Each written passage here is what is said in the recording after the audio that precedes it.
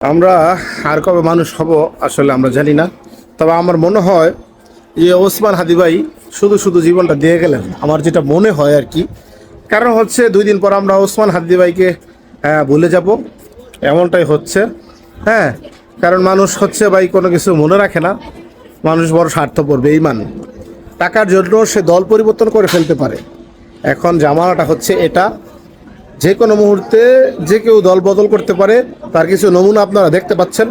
হ্যাঁ, তো যাই হোক, আমি সাধারণ জনতা, কোনো রাজনীতিবিদ না। এবং হচ্ছে আমি হচ্ছে যেটা দেখলাম, দেশের জন্য দশের জন্য যদি ভালো হয়, সকলে আমরা সাধারণ জনগণ এটাই চাওয়া। কিন্তু মানুষ এখন টাকার কাছে বিক্রি এবং হচ্ছে স্বার্থের জন্য নিজে পাল্টাতে, ন্যায় নীতি পাল্টাতে একদম রেডি, সম্পূর্ণভাবে সে রেডি। এবং এটাই চলতেছে, এটাই চলবে। আসলে আবেগ দিয়ে কোনো কিছু হয় না এদেশে। আবেগ দিয়ে কিছু করতে পারবেন না, করে দেখাতে হবে।